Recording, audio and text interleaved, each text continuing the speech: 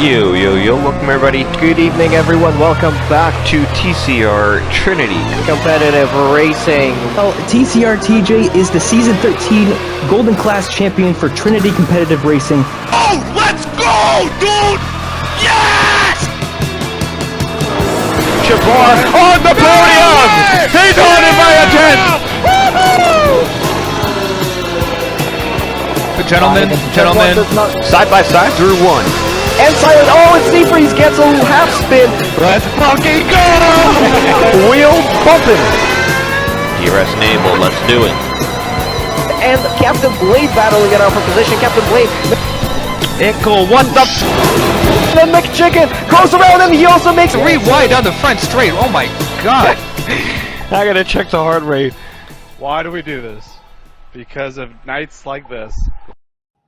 Yo, welcome everybody to TCR Trinity Competitive Racing, and welcome to Double Digit episode number 10 for the Racing Debrief, TCR's podcast where we combine the world of e-racing, sim racing, and TCR with real life motorsports and Formula One, a true racing enthusiast. Listen, I am your host, C. Freeze, alongside is co-host professional and D'Angelo behind the scenes.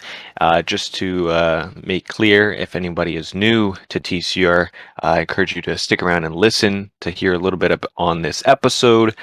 And you could always join the TCR Discord server where we are the most active.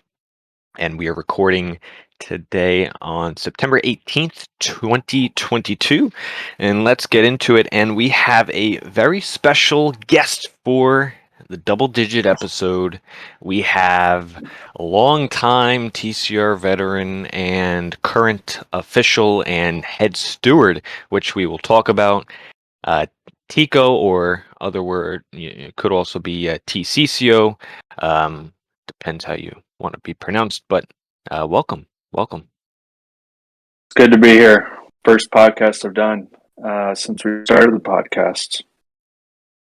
Yeah, and I feel like we never get this opportunity, Tico. I feel like every time I'm talking to you, we're talking about like we're working. You know what I mean? I feel like, get this. We need this rules done. It's either a meeting or an emergency meeting of some sort where we need to figure something out mid-season. Yeah, we rarely get a chance to sit down and talk and just chill. So I'm actually gonna enjoy it, hopefully. Yeah. This season's been pretty quiet so far to start, at least in Platinum. I know some of the other classes and a lot of new races that we have can lead to more submissions. But yeah, Platinum started out pretty mellow this season, I think. Yeah, which is usually, I guess, the opposite effect. Also, I think it really does depend. But some weeks you get a lot of incident reports, and others are quite fine. But yeah, I think it's been a good start to the season, and on the new game with the crossplay and all these other bugs that we're finding out, I think not too bad. Yeah, the crossplay thing is that's really going to be kind of a big game changer, I feel like, for TCR and I guess how we go forward. But what are we? We're on season 13, right? 14. Season 14. Yeah. It's kind of crazy how quickly it's gone by. I remember when the way that I joined TCR, I believe was season 2, and we were racing online 5-lap. We were doing 5-lappers. I had just got the game maybe 2 years prior, so I was getting better. But you had messaged me to join and do a kind of a, before we did what we do now with tryouts, to just join a race and kind of try out that way. I did it towards the end of season 2, and we had a lot of assists on, though. I think everything was on except for it was manual gearing, if that sounds right. Because it was a big deal when we went to traction control off. We didn't have two leagues. Um, I can't think of the names, but some of the names have still been around since that first race that I did. I think I raced for maybe 3 or 4 full-time seasons. I mean, a lot has changed because we used to be on Group Me. We were a much smaller group. I mean, it Well, I was think we started in PlayStation chats, and then we moved to GroupMe, Those were the and days. and then we moved to Discord, which I'm so happy to be on currently. I remember when we switched Discord, I was kind of like against it because I was so it's like change, you know, and you're used to something. You're like, well, why do we need to change it? We're using GroupMe, but how disorganized everything was, and you know how quickly, because if you had a few people online, you could shoot off a couple hundred messages in 30 minutes. And if you were not there at the time, you would just be so behind the curve of what was going on. It was kind of like, in essence, just a mess. But yeah, I remember we did that. We've had a lot of changes since then. I remember, I think I started stewarding before we went to Discord. That was like right before we went to Discord. Just like most leagues, because I've been in other leagues too that have had some. I think every league probably goes through it every few seasons where you kind of have a few drivers that don't agree with what's going on and everybody wants to break off and do something else or join another league. And I remember that was what was kind of going on when we were still with GroupMe. I joined, we pretty much had kind of a long talk about how we could be better. And I was kind of on the page of, well, I would rather, instead of just sitting on the thing and complaining, I would rather be part of the change. So that was when I decided to be essentially a steward, because that's usually where most of the problems occur. I don't know what the word I'm looking for, but as stewards or officials, you're kind of like always the enemy, because you know, when you make the calls that are right that everyone agrees with, nobody's really going to ever be like, oh yeah, the steward's got it right. But when something goes wrong, everybody's head about explodes. I mean, it's the same in real life F1 too. Nobody ever at the end of a race is, wow, you know, that was a great race for stewards. But it's not really like you do. I mean, obviously stewarding, you don't really, that's not the point of doing it. But I joined part of the stewards, and I don't, it was an interesting group. I don't remember all the people that were part of it, but we didn't have all these classes. So you kind of, looking back, there could be a lot of conflicts of interest, you know, because you kind of just had people volunteering, and you were just happy to have people volunteering. You're kind of just building the roadblocks, I guess, to a bigger league. But at the time, you just had to do what you had to do. You can't go out and You had get to work with stewards. what you had, right? I mean, Yeah, exactly. what we So, had to you know, work with. I mean, it was like a nightmare anytime you had an incident that involved someone, because you were just like, oh, this is going to be a mess. You know, someone's going to get pissed off. But anyways, yeah, I think I raced up to maybe 3 or 4 times, because then we switched over and we started doing platinum and gold. I think we didn't have silver at the time, and that was when we switched the traction control off, I believe. So yeah, we had.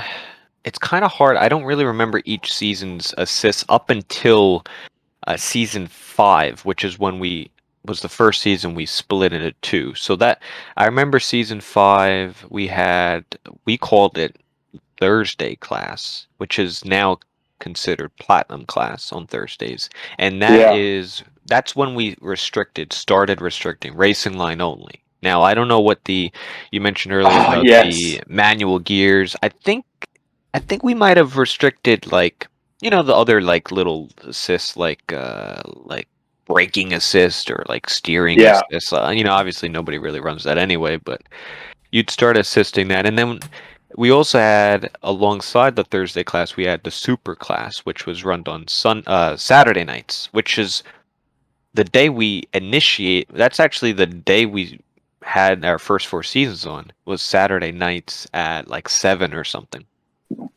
and we decided to keep that day because we had a lot of like I guess drivers from all over European because the time zone was like 7 o'clock on a weekend. Yeah. It wasn't as like North Americanized as we have it today. And that one, the assist was whatever you really could run. If you were quick, you were in the class. We didn't really care, what assists you were running. And those days were on GroupMe still. And yeah, and then the next season after that, I believe, no, the next season we were still in GroupMe.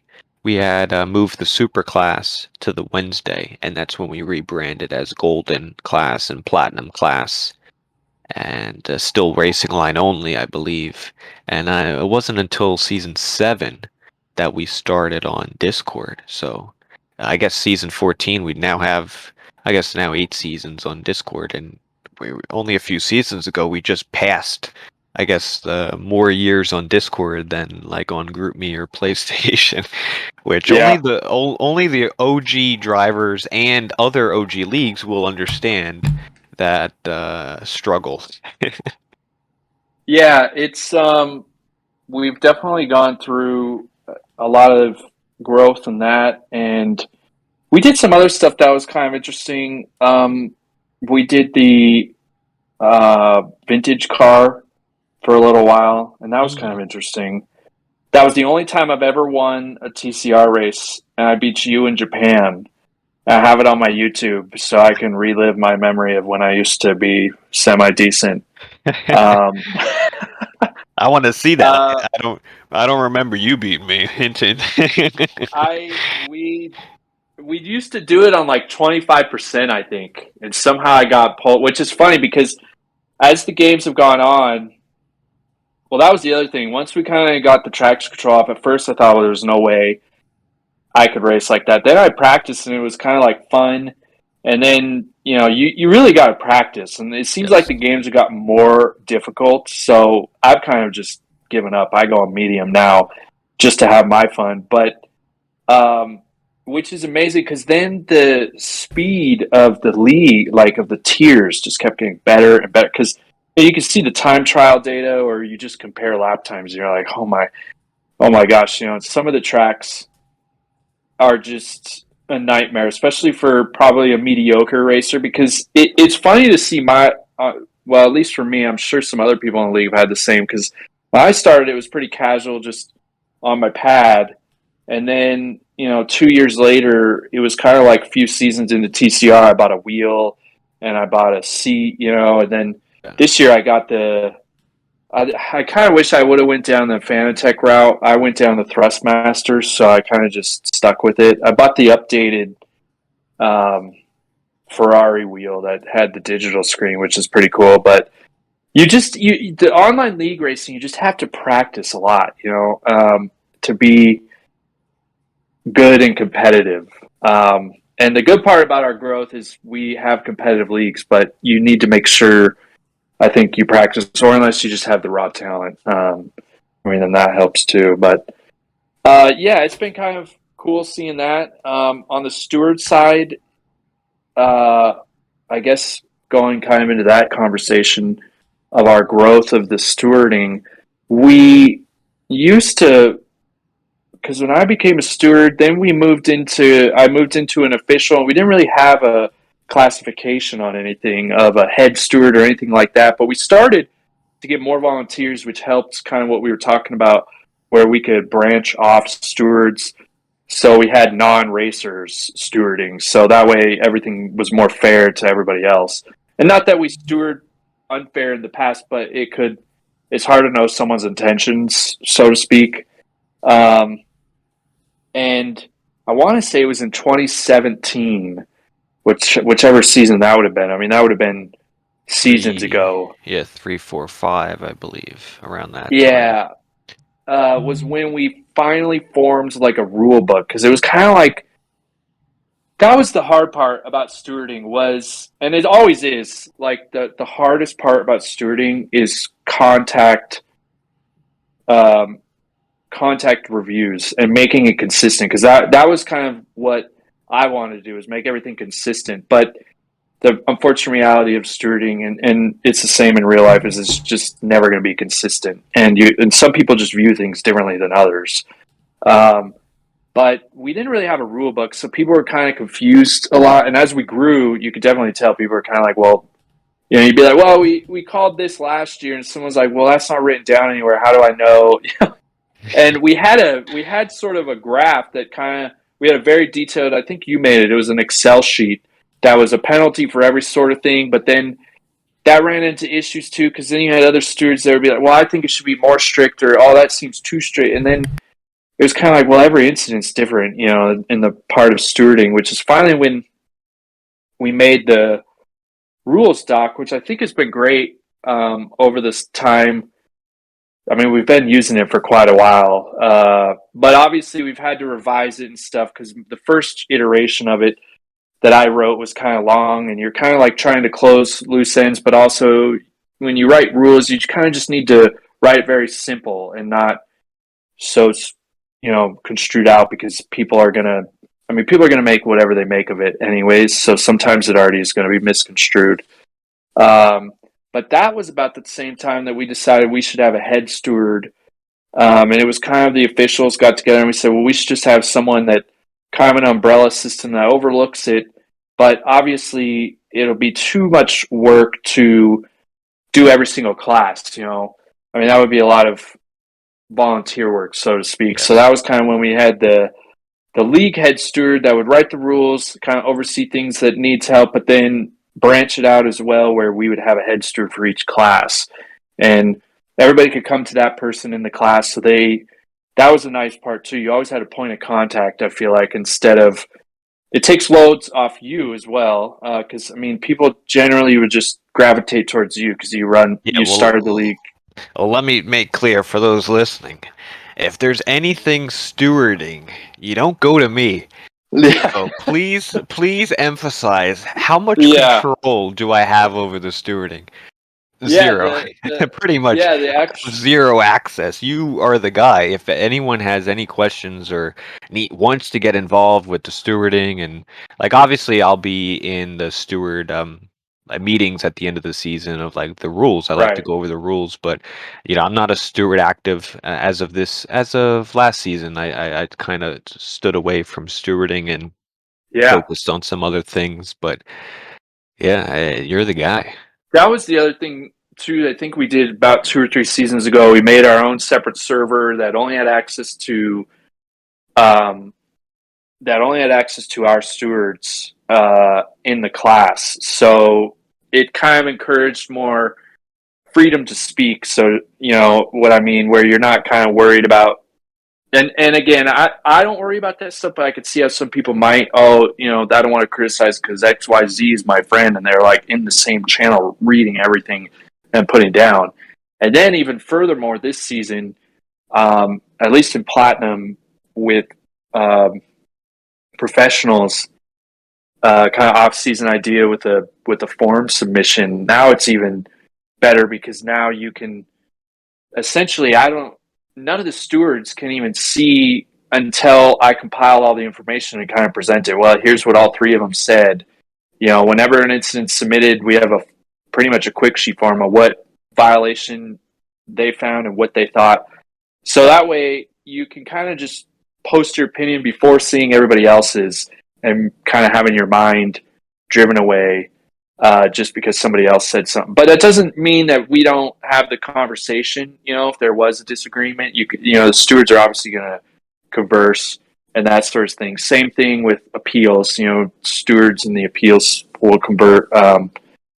But yeah, it's been, I think, a lot better with the whole system that we've ran. I mean, it's never going to be perfect, but it seems like every season or two we have a major kind of overhaul that cleans things up, but it's crazy to see how much has changed. I mean, we've obviously had a lot of seasons, but from going from a group me that was essentially just labeled stewards, where you could have someone that was in the incident, posting and kind of swaying someone a certain way, to where we are today, where we have, multiple channels, as big of a group as TCR is, and then how many stewards we even have.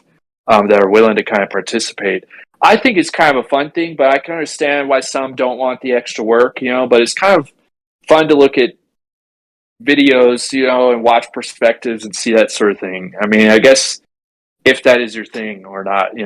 Yeah. Um, I find like it's very like stewarding is very much like I guess, well, not everyone's from the U.S., but the U.S. court system or a court system yeah, of where it has to try to be as just and fair as equal as possible. And the way you go about seeking through that information, I think, is really like valuable and needs to be thought out in the process so that the process is, just and fair for everybody, and everybody goes through the entirely same process, which gives, each driver, or in real life, each person, the best chance at being equal and fairly judged. And I really don't know how other leagues have adopted their processes and how they go about it, because it's been a long time since I've been in another league or driving, and how their steward process works. But I've always been a component of, we need to make sure that either we get rid of a lot of the biases and try to keep yeah, it very thoughtful of how, start to finish, how that process works. And I think that's what a professional, and as well as some other officials, when we added to it. And I don't know if some of the drivers know, but in the past we would just have like kind of a group chat where we would kind of go in and discuss incident one or incident two, and we review that incident. But we still do that today, but we do it in a way that y- each steward has to formulate their own opinion before even seeing the other people's opinion. So they have to come up with their own individual, they're locked in a room, they have to come up with their opinion first. And then I guess I don't even know how it works, but how has that been working? And are you guys? I know professional is the golden class head steward, and Tico, you're the platinum, and overall the head steward. But are you guys able to then see the differences in each steward, and how's it been working this season? Because it's been the first season that we've been implementing it. So short answer is yes. You can see, people's types of answers and opinions. For the golden class, I typically post like whenever there's an incident. I do it in the different channels and say, all right, we got this one and this one. Fill out the Google form, and then every day I just look at the end of the day, who's put in their answers. If I have all of us that have put in our opinions and kind of filled out the form, then I look at it and kind of see if any of us have kind of aligned in our steward's decision on whether to give a penalty. If we were to give a penalty, how harsh is it going to be? Do we agree? And if we don't agree, or even if we do, I'll just post that in the chat, and so we can all see it, and just kind of finalize our decision. Then I'll write it up and post it. So it's really nice because we're not influenced by the initial opinion or the initial thought from the first person that's viewed the incident. yeah. My system that I've ran is essentially the exact same. I let the three stewards kind of comment, and what are we through? I think week 5 now. Yeah, this was week 5. And granted, 2 of the weeks in Platinum we didn't even have any. But the initial, what I found that's kind of interesting is a lot of the thoughts are the same, even though they have the form, to submit it. But it's different, and kind of what professionals said, where you're not really influenced. Because before, we used to just have, someone could lay out you'd have some stewards that would be more detailed and some that wouldn't. And More active. yeah, more active, Exactly. exactly. And you kind of have someone say, well, here's what I see, and here's what rule violation, because that's one thing we did change a couple seasons ago, too, is we made this rule book, but then we kind of would just say, well, here's the incident, blah, blah, blah, but we never actually, like, cited a rule violation, which we're not, like, trying to be, per book like real F1 because we just can't. But when you read something like that, it would say, well, this is a violation. Pretty much any sort of sporting would say, well, this is what they violated in the rule book. And it's like, well, we have it. So that was something we changed. But then you kind of have some other stewards that, and granted, some incidents are very obvious, right? I mean, sometimes everybody, 99% of the time on a very obvious one, everyone's going to look at it and say, well, yeah, that's what happened, or, that it's very easy. But some of them that would be where you want more engagement, and you have your good stewards, and then you kind of have some that wouldn't engage, where the form seems like, at least on the platinum side, everyone gives very detailed answers. Now, their selection of a penalty might be a little different, but if they do think it's a penalty, I've noticed that it's pretty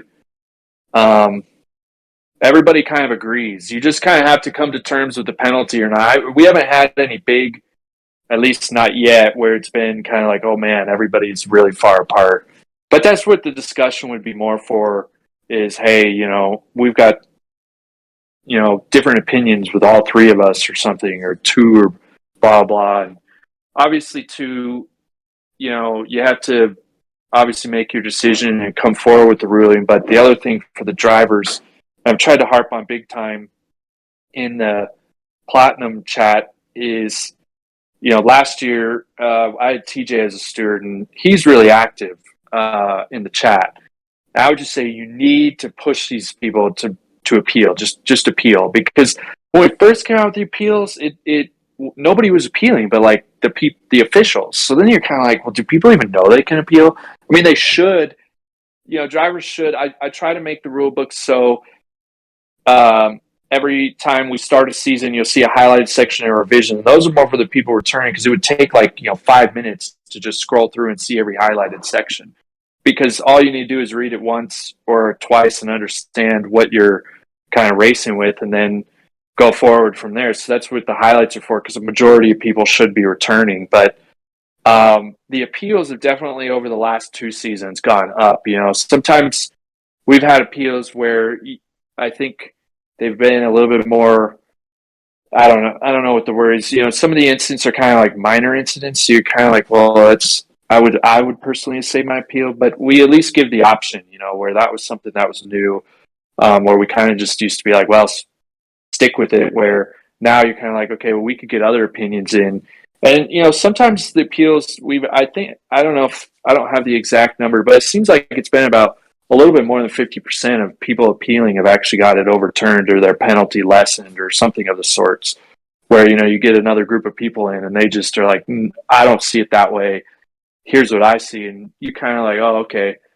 You can, that's just part of the stewarding process, though. That's kind of why it's important, so to speak, that we bring everybody in. But even the important thing, though, is even with the appeals, we still keep the integrity of the platinum guys. If it's a platinum appeal, cannot discuss in the platinum appeal, right. Because we don't know what type of motivations they could have, or some sort of that nature. But Yeah, so, I think the fourth thing is.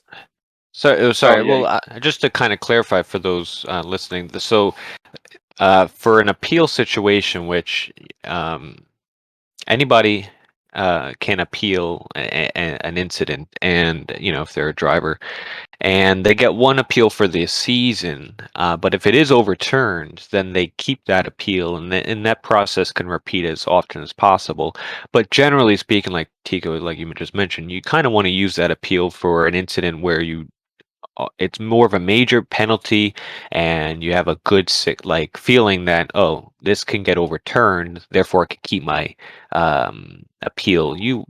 I personally wouldn't want to use an appeal if it's something so minor and it doesn't really affect me, and then I lose an appeal for something later on down the line. Now, let's say if it's for a platinum appeal, so the stewards from platinum will also look at it, but then you have every other steward in TCR that doesn't have a conflict of interest. So if you're a platinum driver, reserve driver, you wouldn't be able to steward. Or sometimes we also ask before you even initiate, if you feel like you have a conflict of interest, you need to be truthful of that and say, I don't feel comfortable in participating in this appeal, and then kind of surrender your duty for that. But the appeal, I forgot what I was going to say, but yeah, it's very very important for We that. did change a rule recently as well, kind of going in the same tune of other sports. That was kind of where I got the idea. Was it was actually during the NHL playoffs. The coaches challenge, and it was the same thing in sports when the coaches used to challenge, and you get something overturned, and it was like, okay, well, there's your challenge. So you could see something on whatever, and you'd be like, well, that's totally the wrong call. I'm going to challenge it. But then you kind of think, well, I'm going to lose my challenge. And obviously, the other sports changed it where it was like, okay, well, if you win it, then we're going to give you your challenge back because it's not fair that you lose it. If we got it, we messed up, Right. so to speak. We got it wrong or we viewed it wrong. We messed up. So we shouldn't penalize you by saying, well, that was your appeal. So, we should, in theory, see a little bit more appeals because of that, because, it's kind of our admission to, the steward's admission, so to speak, of we got it wrong from the consensus and we're going to give you your appeal back. So that way we can try to motivate more drivers to say, and sometimes that's happened where it's been like, you get all the other stewards together and they're like, no, we just totally got this wrong. And that's just that's just part of the stewarding process. But I think a lot of things have changed for the better for the drivers, to make it more fair, to make it more honest. And, when something gets stewarded incorrectly, the best action is just to appeal. And we've Or had other. not even appeal. You could go to like your head steward or really any other steward and kind of get a little bit more clarification. Yeah, that's a good point. Because sometimes the steward decisions that we post out are I would think pretty detailed, but sometimes they could be like not everything or not every question is Right. answered. So that's why going to your the head steward for your class, not your class coordinator. The class coordinator would be also a driver in there, and those don't have they're kind of just coordinating the class. You'd have to go to your head steward for your class, and they can then kind of give you a little bit more explanation. And also, you could also ask, if it was a true thing. Like sometimes we've had, I think, an incident last season where I forget what exactly it was, but it seemed like the stewards weren't aware of key I know what you're talking information. about. It was in platinum, and it had to do with the track limits in. Oh man, I forget feel where like it it was. I was remember the Jeddah. corner, Was it but Jeddah? it wasn't Jeddah. No. It was Amola. That's where it Oh, was, okay. and it was on. I can't remember which exit it is, but you exit and you can kind of cut this corner of the white line. And we had a discussion about what the rules were with the white line and qualifying and whatnot. But then when we made the video, it had a specific turn where it was you cannot be out because I think what we were saying is you just have to have your tire on the curb, but in the video it said your tire can't be outside the white line, which a driver was on the curb, which was outside the white lines, but we had reviewed it and we said no. We went with the curb thing. Well, there's two tires on the curb, so that's fine. They didn't, extend or corner cut, but so we posted it, and obviously it caused a lot of stir, and that was kind of so. What I did was nobody had to appeal or anything because I went back and said, "Oh, you kind of just admit your fault. I screwed up and didn't know that video had said that specific turn." Gave that ruling. This was when we had the track limits set to what was it, regular, and Yeah, we were which we doing can all the touch on too, qualifying. because Yeah, yeah. So it's kind of like you put up. It's kind of like in baseball terms, like you see the ball go out. It's like maybe a home run, but maybe not. And the manager goes, "Well, I want you, the umpires, to look at it, but I'm not challenging. But you guys should look at it." Yeah, yeah. Yeah, so I think we did there was a steward that was kind of like, no, we already said it, I make somebody appeal, but I felt that was, I think, the only time that I've ever gone back and just blatantly, or not blatantly, but kind of gone back and just admitted I screwed that up. We collectively just all missed that, and we're going to change it back because that was just kind of a screw up on our part. So we should have.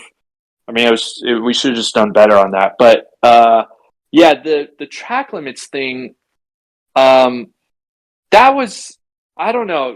That it's a very sensitive. I don't know, sensitive or controversial topic that we had. And when did we start that? We started that like 2 or 3 seasons ago. It seems. It was season 10 actually. It was during season 9 we had all that controversy, and we're like, because it was during real F1 too that they were going back and forth between like literally every race, and it was season Yeah. 10 that I think implemented the regular versus the strict, and at that time it was what 80% regular, and it was only the street circuits really that Yeah, just the street. it was strict.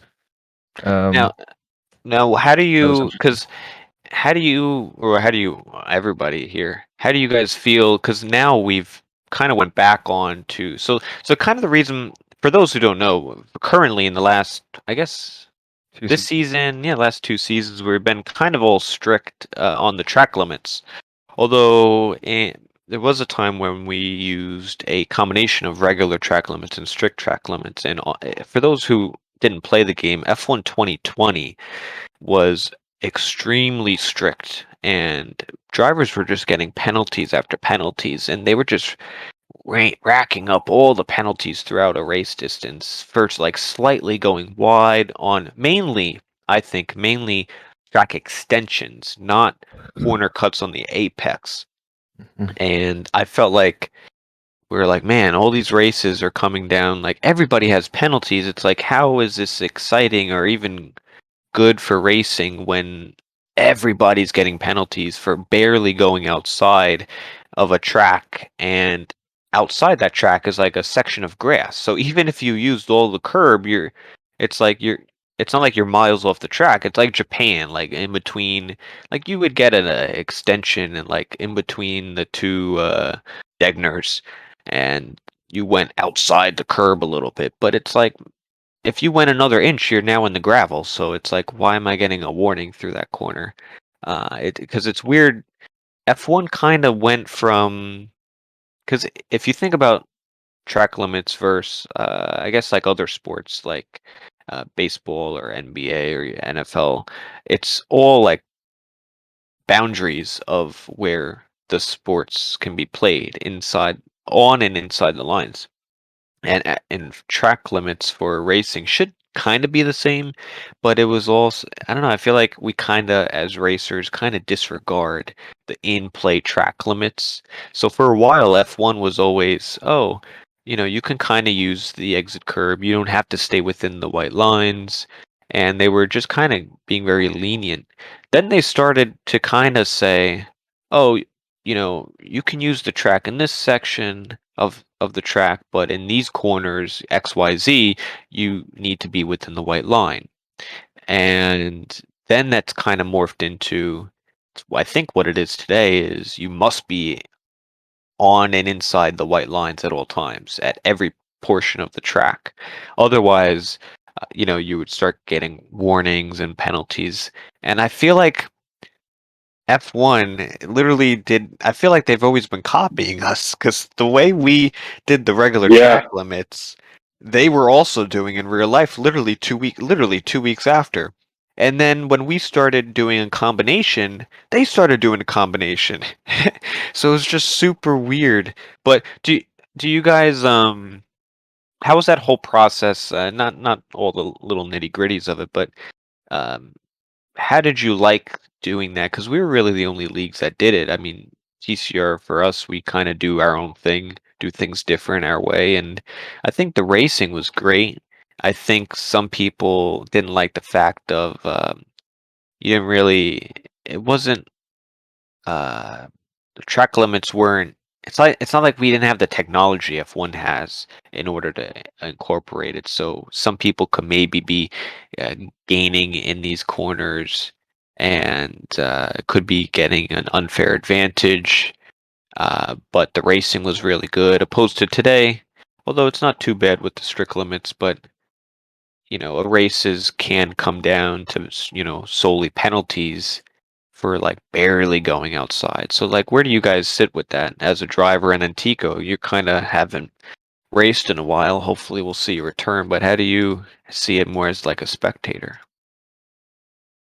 Yeah, I thought it worked pretty well when we first implemented it.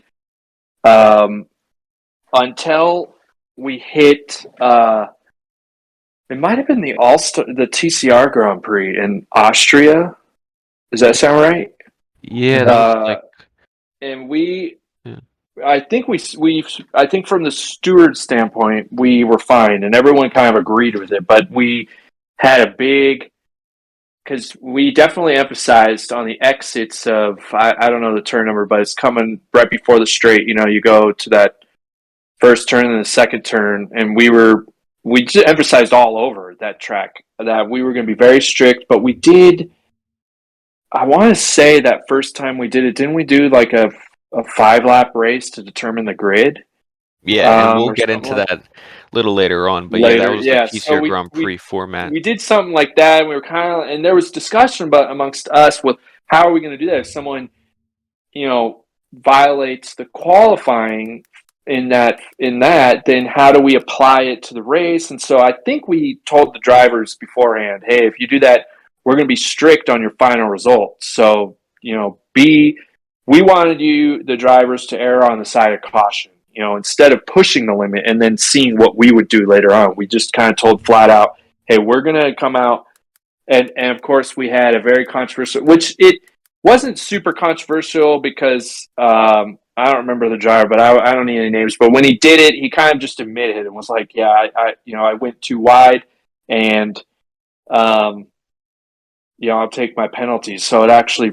went pretty smooth. But then it seemed like every season there was always something that kind of came up, but it did provide better racing. I thought the problem was is people just took things differently on what was an advantage, what wasn't an advantage. And I don't, like you had said, it's almost like F1 was the same exact way, because I remember I actually went to the race in Coda in 2017. And I think it was the exit of turn 9. All the drivers would go outside the lines on the exit of turn 9. And so I remember they were talking, and this was when Charlie, what was his name, Whiting? Yep. I mean, he was actually a great race director, considering Huge everything that loss. we've had. Huge loss for the Yeah, sport. yeah, huge loss. And I remember I watched and they were kind of like F1 was in that first stages of the Liberty Media, so we were getting all this stuff that we used to never get. And they had an interview with him, and they said, "Well, why don't you just put curbs on the exit of turn 9?" But they said, "Well, there was some talk about changing the integrity of the track," and they were kind of like, "Well, we can't because of MotoGP," which I found interesting because I thought, I've never thought about that. Like, the tracks kind of can't change their ways for just one series of racing, because MotoGP, obviously, you can't, like, they need a little bit wider and whatnot.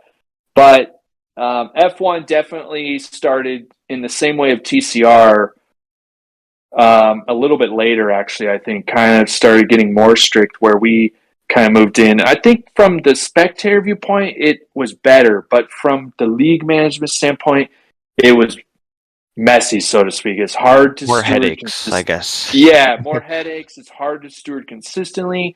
It was hard to keep sort of the integrity, if you know what I mean. So Although from the I feel internal, like even though it could kind of be seen that way, in my opinion, since we implemented that, I highly don't think any of the results would be different as far as yeah, I the agree. winners, the champions. Like the quick guys still finish first, and the slow guys still finish in the back.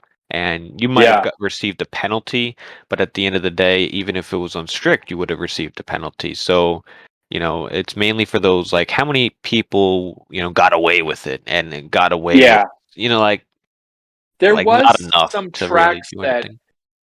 seemed really. So when I remember when we talked about doing it, I essentially one night got my, like, I still race, but I do like 5 lap lobbies and offline and stuff like that, but not anything. I just kind of lost my competitive edge for like online racing, and the 5 lappers I could do pretty decently, but you know how 5 lap lobbies go. I mean, it's just like a total mess. So, um, but I remember that night we talked about. I got on and I got a notepad out and I wrote down every single track, even though we didn't race at all of them, and I just kind of pushed the limits of every single one. And I was like, where can you get an advantage? Where can you not get an advantage? And then we kind of made it. I just the next day. This was during COVID, I believe. I remember because we were spending a lot of time at home because people are going to think, how do you have all the time to do that? But it was during like the early stages of COVID, so the next day, I wrote this little document. I said, here's the turns that you absolutely can get an advantage. Here's some questionable turns. And then the rest were like, no, like nothing. You don't have anything to worry about with regular. And we kind of just took that document and used that as here's where we need to keep an eye on. And here's where we don't need to keep an eye on. And it worked pretty well. Um, but yeah, like from the racers' standpoint, I think the drivers, and you guys can kind of touch on this more because you guys race, where I'm just kind of an outside perspective. For me, I thought this is fine. It provided good racing on TV or on YouTube, but from the driver's perspective, I think some people just felt that it was like not fair in a way, and not from like we were stewarding it wrong, but they kind of felt like, oh, some people are getting this advantage and their car placement is better than me, so they can get a better advantage to the turn where it would just be easier to do strict. But if I remember, the whole point was the strict kind of penalized you for some really Yeah, it was really harsh. minor things that were not like you weren't getting an advantage, but Yeah, then you for got like, penalized for it. And then the track would finish, and we'd have like the scoreboard and like a million, which kind of is what goes on now today. But I think a lot of drivers maybe think, wow, that's just kind of the game. We're all in the same field, I guess, yeah, so to it's kind speak. of equal to everybody. But for it was mainly for those tracks where you would go to, and it's like not terrible with the track limits, but people were still getting penalties for like barely going wide. For example, like Japan, like a lot of it has grass and gravel traps right next to the track, and people were still getting corner cuts or extensions for like very minute uh incidents. And it was like, well, let's just use the track, right? Like, you use whatever's there. And people just raced, and I felt like on that aspect it was good. But then you kind of go to the modern day tracks, as if maybe like a Coda or Mexico, for example, and there's or France, that's a great one.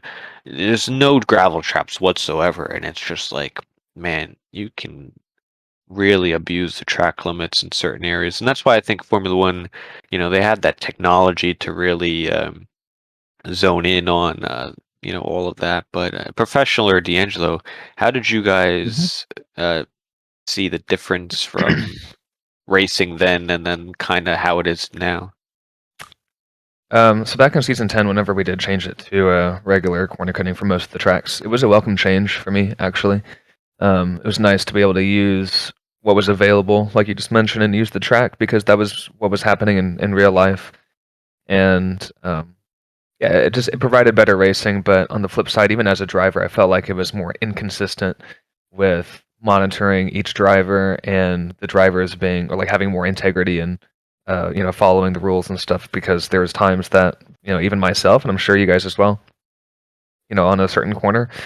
You just took a little bit more, or on the exit, took a little bit more exit, just try to keep up with the cars in front because you didn't want to, lose the DRS train. So it was more to manage, and it was more unfair overall. So I'm totally fine with it being the way it is right now, with us being back on strict. It is the most fair that you can race with these games. And even in platinum races, I don't see a ton of penalties.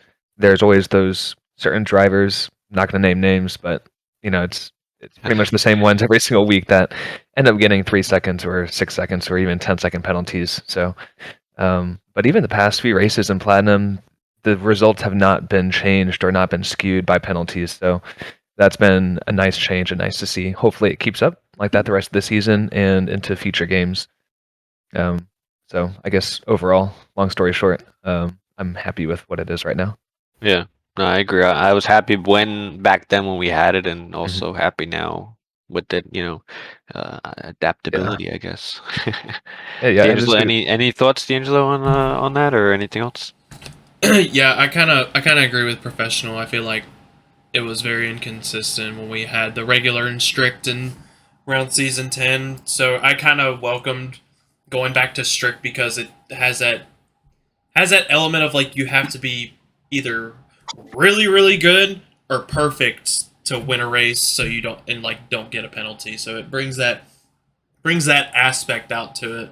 So Yeah, absolutely.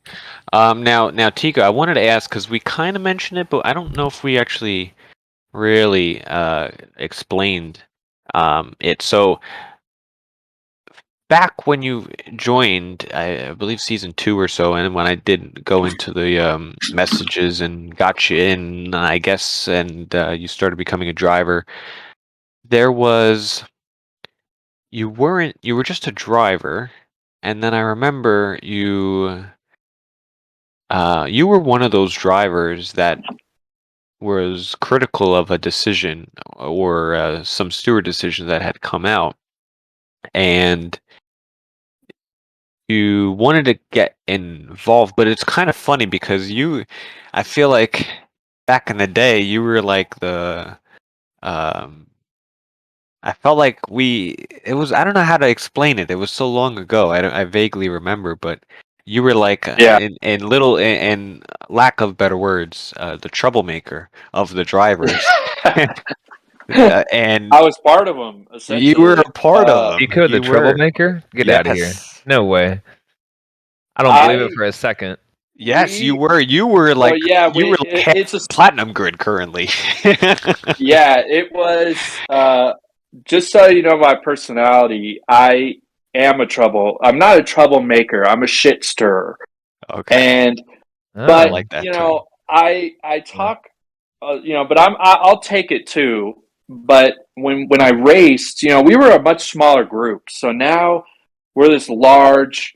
I almost view us as like an enterprise. I mean, I know the platinum guys a little bit more well because obviously I deal with them. Um, but I mean, we are very big, and there's a lot of stuff going on in TCR now that I just don't have time for, so to speak. But back then, it was totally different. That's when we were on Group Me. We were like this small. I want to say we were like a tight knit group. Some guys Yeah. didn't ever say anything, but that almost made it like there was this other side. And I don't remember much of anything. I mean, I remember my first ever race with TCR because it was kind of like it's kind of funny to say this because it's just a video game, but you're kind of like a little nervous because you're like doing this tryout. I think I got like P8 or something. I was notoriously good at being like midfield, and then a few tracks I could get some really good pace and maybe fight for like a podium. Um, but I was usually good at like finishing the race in the points, but towards the bottom. And there was some sort of call that came out, and I almost think it was about Seafreeze because it's like that was the number one thing where the drama came from because Seafreeze runs the league. So it was almost like, oh, if any sort of call comes out, it's like, oh, well, that's collusion. Seafreeze, like it's just that's like the double-edged sword of making a league, of being the league creator and everything. So it was not me who started the mutiny, so to speak, but essentially we all moved not we all moved, but someone created a separate chat and they were kind of like, oh, all this sort of stuff. And at the same time, I had raced in another league with a guy online. Seafreeze might know him. You guys might know him. I don't know. His name was Viper. Oh Um, yeah, yeah. he was really quick. And I just met him again through like online. We became friends. And then he like started a league. And I forgot what the league name was called, but I raced in it. And they did PlayStation chat, and like one day, just like out of the blue, the whole thing fell apart because there was like an argument, a disagreement, and then the whole thing, everyone like was like, oh, F this, screw this, blah, blah. And then like one night it was just done. So that was That's kind usually of the how same it time works for yeah, that was like, and small it was leagues so like bizarre that. because you like open your phone, and you're like, what's going on? And you like kind of read these messages, and you're like, oh, I guess that's done. So then at the same time, I was just kind of new at TCR, so I was like, oh, well, I'll just go to this one. Well, when this happened, I thought, oh, I'm thinking in my head, here we go again. Like, it's just another league. It's just going to blow up. Like, this thing's just going to completely implode from within. So someone started, I won't name names, but someone started a chat, and it was about an incident, of course, because that's usually where most of the drama comes from is, oh, there's a disagreement with an incident. But what the difference was is, Oh, I so it was remember kind of this. like, Oh, okay. I'm starting to yeah, remember we had myself. like Okay, this. here we go. So it was kind of like, okay, well, these people are kind of, let's just disband and make our own league. And I'm thinking like, oh my God, like I don't want to deal with this. I mean, it's just too much. But you're kind of like, oh well, this is just not fair, blah, blah. And I think it was Breeze I think you messaged me separately, or me or other people. And it was kind of becoming where you said, hey, well, if you don't agree with what's going on, maybe you can help us change the thing. And after that was actually when I became a steward. Yep. And we kind of moved towards, and we made it through that. I don't know. We might have even lost some drivers. I don't remember, but because then I was a steward. Then I did that for I think a season or two. And once we moved to Discord was when you asked me to become an official. And then I started to take over more just the stewarding duties, especially when I stopped racing.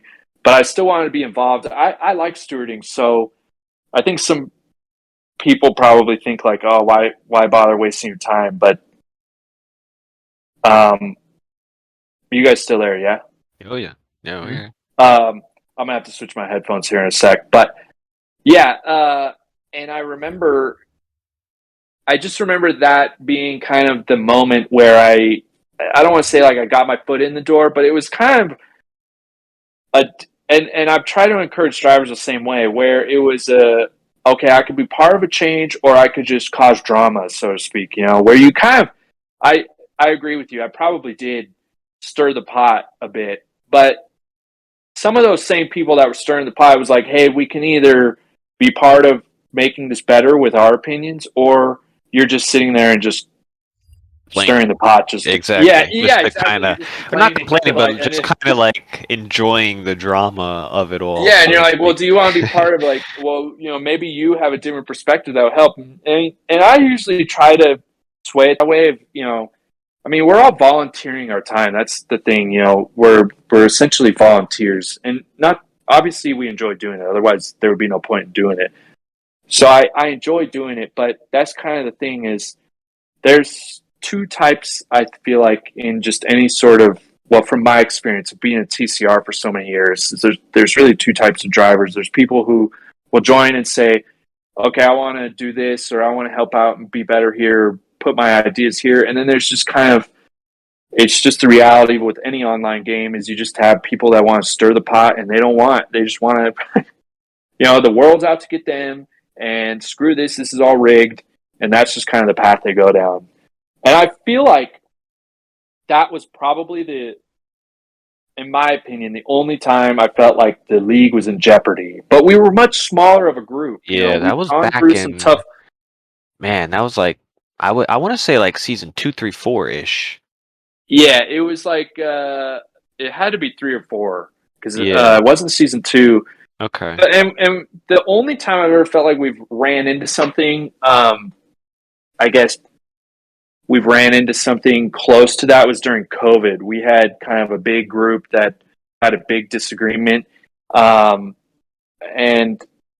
we all I remember we had to meet a few times to kind of chug our, way through that, for whatever word you want to use, that drama, you kind of had to like chug your way through, and we kind of made it through that. That was the only other time I feel like we've had our biggest events in TCR since I've been here. I don't know about season 1. It was But yeah, smooth. that was kind of how I remember from my perspective. Was there was definitely it's always about an incident. It's about a review. I'm pretty sure it was about you. Yeah, because that was most generally where times. most of the disagreement came from. Was, oh, the league creator's getting all the calls in his favor.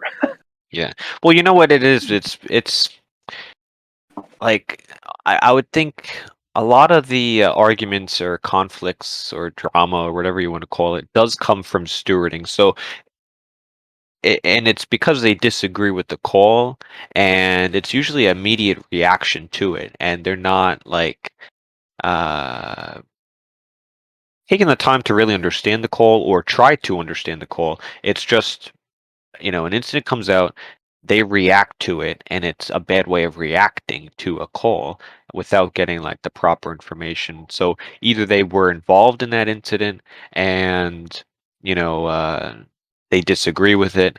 Maybe did. A lot of the big ones are involving me, which I 100% can see where they're coming from. Although the way we are today, as mentioned,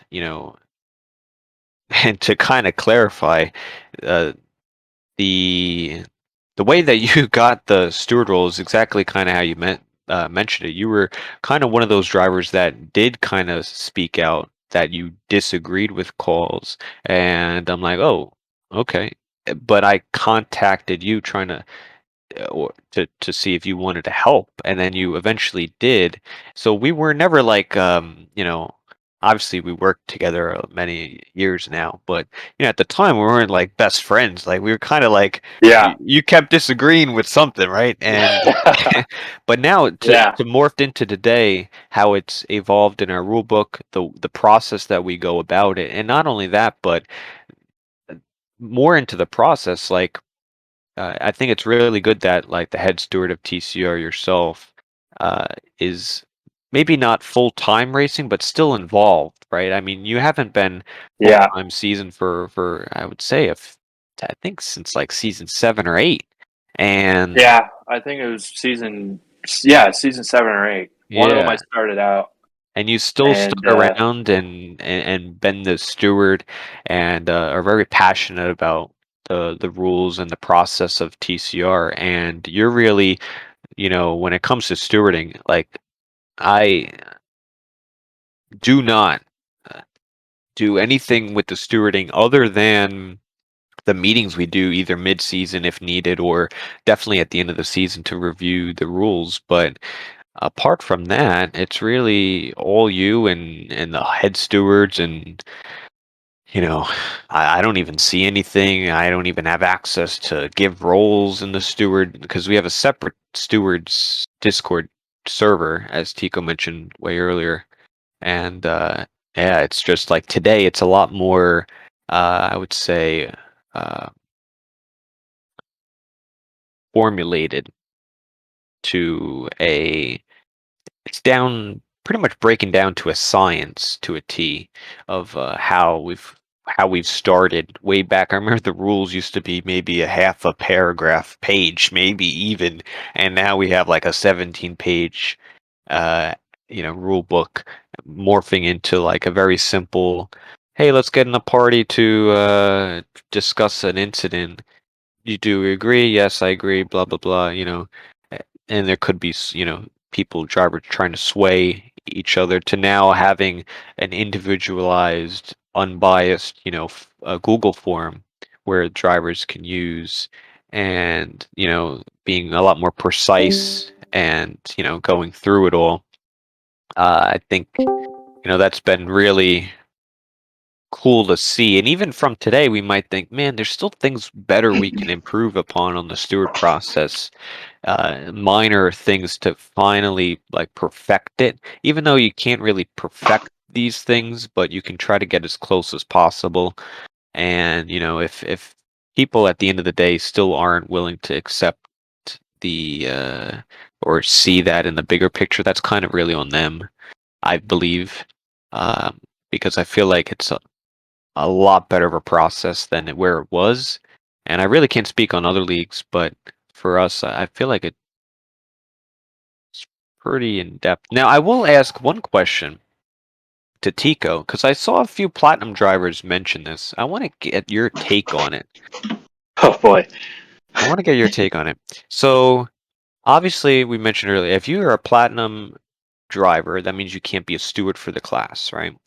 So that kind of defaults only silver drivers or golden drivers or previous drivers that aren't racing. So it could be previous platinum drivers or it could be previous drivers that aren't racing having the ability to do stewarding in platinum. But as platinum's our top class, and you have the drivers in there that understand league racing, have done a lot of success in top level competitive league racing.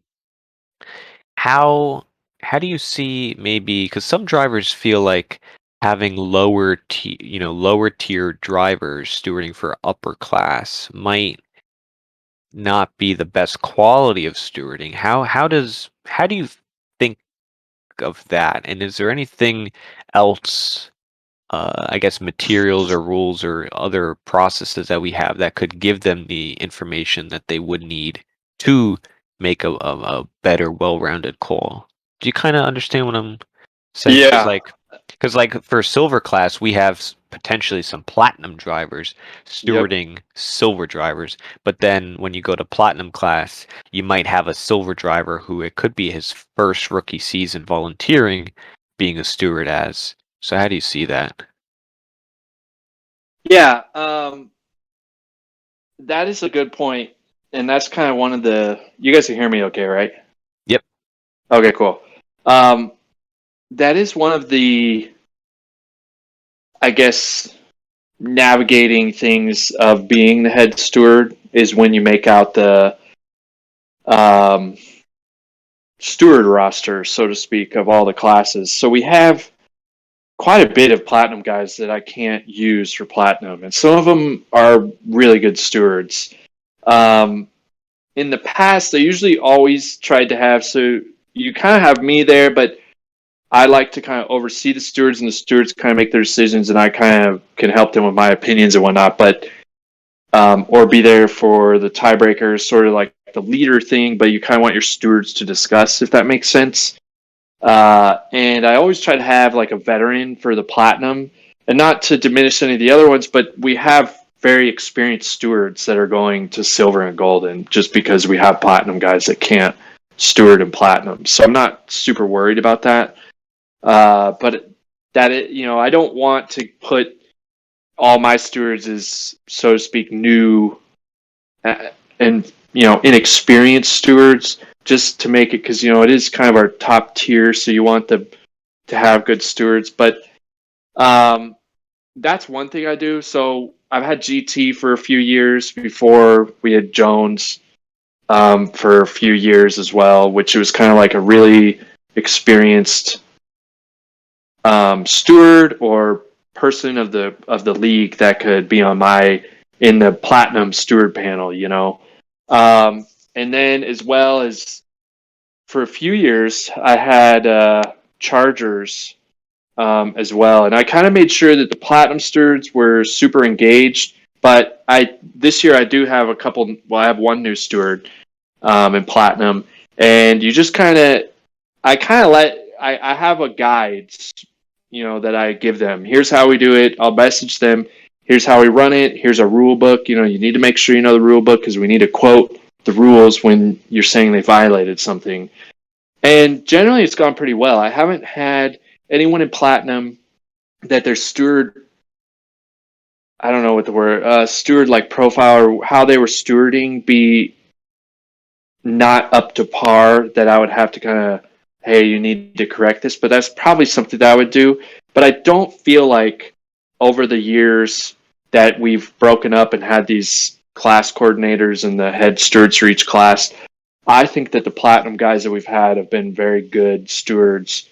They have given very detailed analysis on what they were doing and that sort of thing, rather than lower quality. And every year we kind of have a few guys that'll step down, maybe a few that'll volunteer.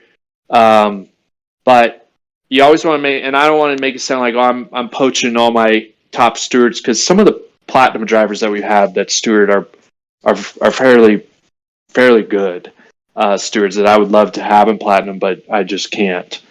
But yeah, I think if the platinum drivers knew their stewards, and how they were stewarding, if they were like in the reading everything that they put down, I think that they would think it was fair.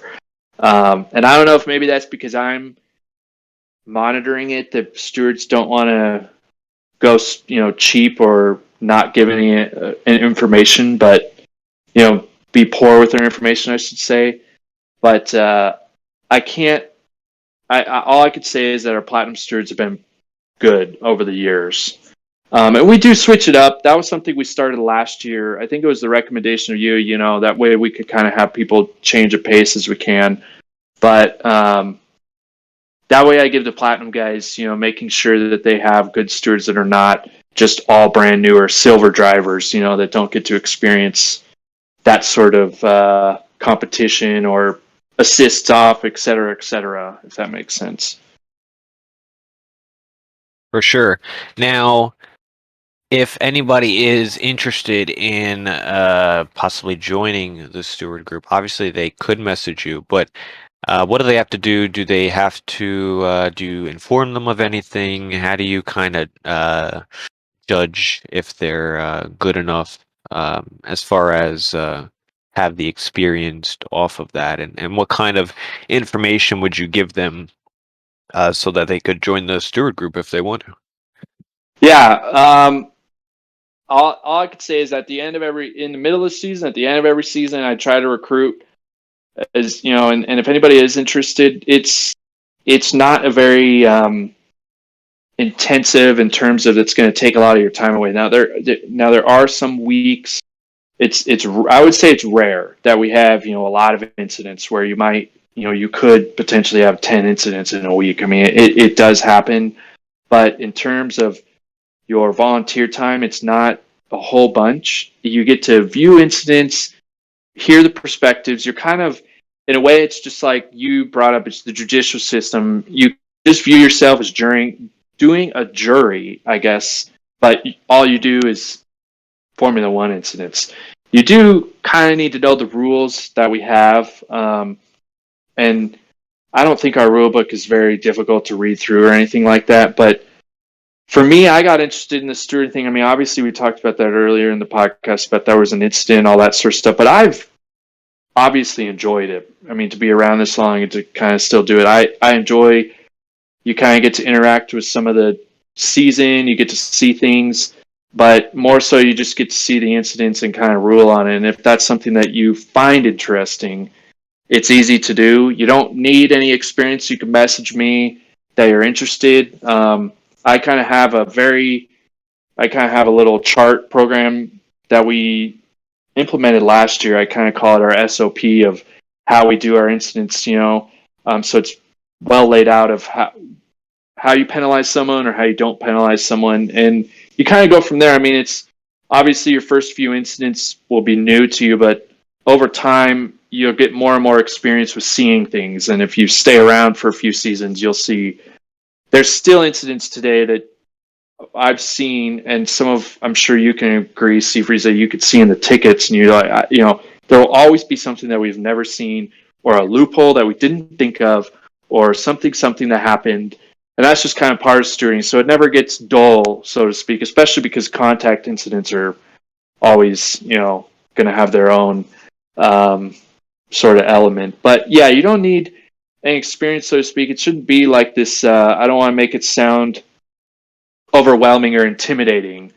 You have a group of stewards that you could talk with, get opinions of, and the worst that comes to worst is an incident that you aren't unsure of, and that's kind of why we have multiple stewards. You could talk through it and that sort of thing. But yeah, I think it's a fun way to stay involved, and it doesn't require any crazy amounts of volunteer time other than you watch couple videos every week and you kind of give your opinion of using our rule book, And that's important right there. Yeah, the rule book is the thing that is definitely as a new steward would kind of be intimidating. Is you don't need to know it every T of the every single even I don't have the thing memorized, but you have a very good understanding of it, and you can cross reference it. So you think, oh, I'm pretty sure there's something in there, and then you go through it. Yeah, this is how we wrote our rules and everything, and that's just the number one thing about stewarding. I'm sure it's the same in Formula One. I mean, the sporting regulations are very overwhelming. So it's Well, you like, know what about the sporting regulations, and a lot of people don't know this. Like our rule book for TCR is more in depth as far as racing side by side than Formula One's rule book is. And Formula One's rule book or regulations is like, I don't know, I want to say like 80 plus pages long, and the majority of the rules in the F1 sporting regulations, I guess that's what they call it, is a lot of procedural uh, rules and procedures they must follow in order to do the race properly. So what I mean by that is like a lot of it's like park for May and how the drivers get weighed. There's rules in there where the drivers have to go to the podium. They have to get interviewed. They have to, the drivers and teams need to be on the grid at this time, and they have to leave the grid at this time in order for this to then get triggered, and this gets followed after the fact. It's like, it's very pinpoint to the time, and a lot of other things are in there. There's more stuff, regulations, than there are actually racing side by side on the racetrack, which I think is kind of mind blowing to me because I would think they want it to be very specific as much as they can, so that the stewards could then kind of make a call that's very much the same each time because they have a rule to, and unless being too vague. I feel like F1's rule book, as far as contact we've seen, if you've been watching Formula One over the past few years, it's kind of changed over time, and the norm of what the grid feels is normal kind of changes over time to the point of it's not really in the rule book, it's more so what's accepted and what the stewards are allowing rather than what's actually in the rule book. So it's kind of different for what we do is we have, I like to think, a little bit more specific rules for how you're supposed to race one another. And if those specific rules are broken, then you get a penalty rather than, oh, back in season 2, we used to race like this, and back in, last season versus this season, the racing has changed, which it has. The rules have developed, but the specifics are still there, and the way you're supposed to yeah, race is all targeted towards that rule book. So I thought always that is very interesting. yeah, definitely. And, we'll obviously, I'm sure as the TCR seasons go along, things will change. I mean, this year's been new for the stewards with the Google form thing. I think it's been easier. You can kind of post what you want or what you think, without kind of being swayed. Things always come up that you just don't think about, that you're not even thinking that we could change, so to speak. There'll always be incidents or ways we could be better and everything, but definitely as this time has gone along, it's been a lot more clean and open, open, clean, honest. I think we've been a lot better as a league with kind of the way we're going with the stewarding. Obviously, it's a kind of like in the very beginning of the show that I talked about. It's kind of a win-lose situation. You're kind of always going to be the enemy, but that's just stewarding. Yeah. So, but yeah, I mean, I think it's been a lot. I don't know how a lot of the other leagues do it, but if you put in the time to kind of make the stewarding, I think it's definitely a very integral part of the racing, so that you can keep everything running smooth in your league, so to speak. Yeah, it's a good place to start. If anybody wanted to help out or anything, it's a good, I think, place to start. And also, for those who are newer, or maybe have suggestions or um, different ideas that possibly may come up in the process of not only stewarding but just in general, keep in mind that you could always reach out to whoever's the head department of your of whatever it is. So for stewarding, it'd be Tico. For like commentary, it would be the Blin Machine, and or really any official or moderator you can go to and kind of express your ideas, because I like to hear from all that. That means you kind of care about TCR, and you have an idea that you thought about, and you're not just going with the flow, because that kind of helps improve the entire experience for everybody. So I really hope we see that. And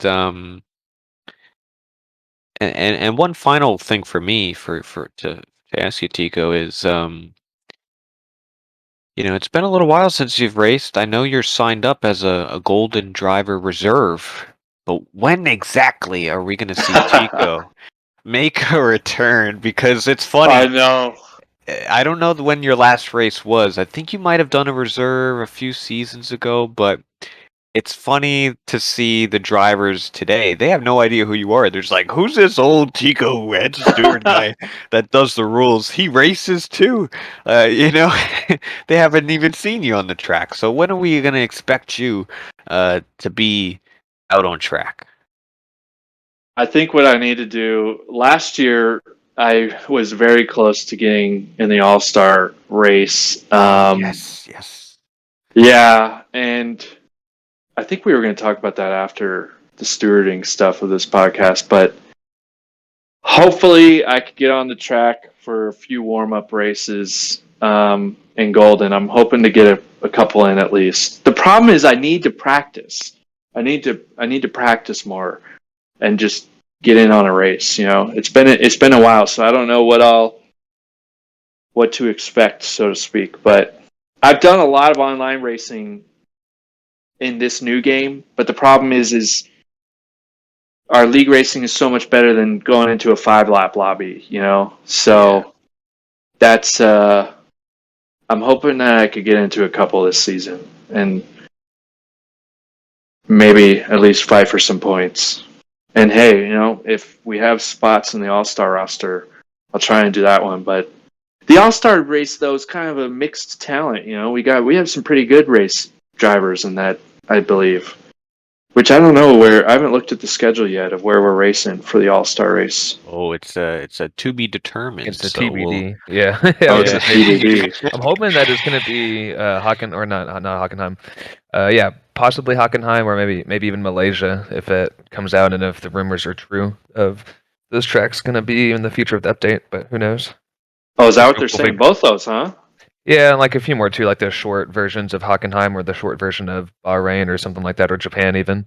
But hopefully Malaysia will make a return because it's been years. I think last time was 2017 or 2016 when we had Malaysia. Welcome return. This game, and it kind of started in the last game. I noticed.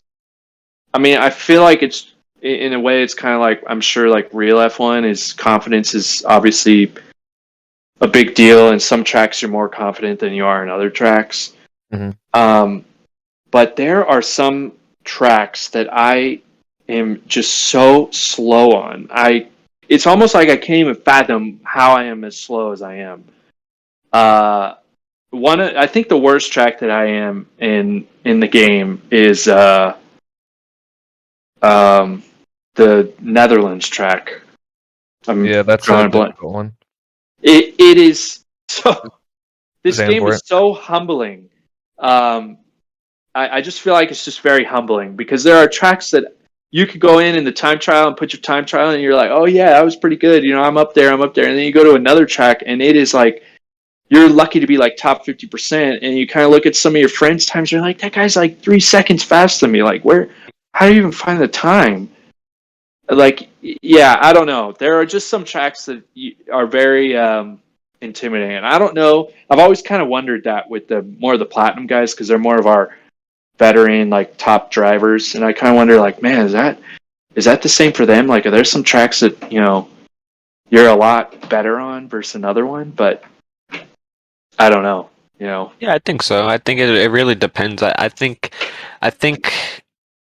it's just a few minor tweaks of either, what it could be, the setup, the way you're approaching the corner, the gear, and once it's when you don't know what you're doing wrong, it's hard to know, how to go quicker. But like as soon as you have some help or practice by somebody else and they're pointing to you like, hey, this is something take this corner in sixth gear instead of fifth gear, and you're like, oh, I just gained a couple, half a second, or like you gaining a lot more through that corner, and it could be just something fundamentally different. And I think for like other even platinum drivers too, I think it depends on the track. If you won't be too far off, as far as the time that you would need to get to be competitive, but I think it's more of a comfort level as far as, do you like the track that you're going to? Is it enjoyable? And if it's enjoyable, you're most likely going to have more fun at it. When you hate the track, that's when I feel like you aren't as good at it. And that's why I love all the tracks. Uh, as if they're my children, because I want to be quick at the track. So I want to make sure I love them all. But Yeah.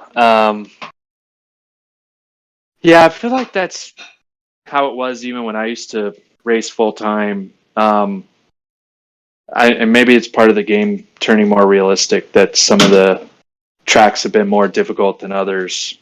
Or, it just could be with the change of F1, we're finally getting newer tracks more frequently. And in the game, it's just you're not used to it. So it's going to take repetition. I think for all of us, we probably could think you could just race in your sleep on some tracks, know how to shift on every single corner and everything. But a new track could be a little bit more intimidating than another. yeah, no, I really enjoyed this because I feel like you gave a lot of good information and a little background about the stewarding, and I think that's kind of Yeah, cool and to as see. as always, for anybody that's listening, I always tell people, my messages are always open. You can feel free to come to me about anything. And some people do, and some don't, obviously. But yeah, my door's always open. I respond pretty quick on Discord to private messages. So for anybody that is interested or sees a problem or anything like that, you can feel free to voice yourself to me. It was kind of nice not being a driver and kind of taking the steward role, because I feel like it's just a little bit less to deal with. People, it kind of comes off a little, I could assume for some drivers, that since I'm not racing, it just comes off a little bit more fair. But I hope to get out on the track for a few races at least. I did sign up as a reserve, so I got to do at least one. Yeah, get your money's worth. um, Cherry picked the track, and I'm like, oh, I'm not good here. I don't. No, but yeah, I had a lot of fun. Obviously, I could talk forever, so hopefully people enjoyed it and everything. Absolutely. Well, yeah. That is our TCR head steward of TCO. Thank you for joining on this episode. For now, make sure to follow TCR on all the socials, and definitely join the TCR Discord server where we are the most active. And until next week, thank you for listening.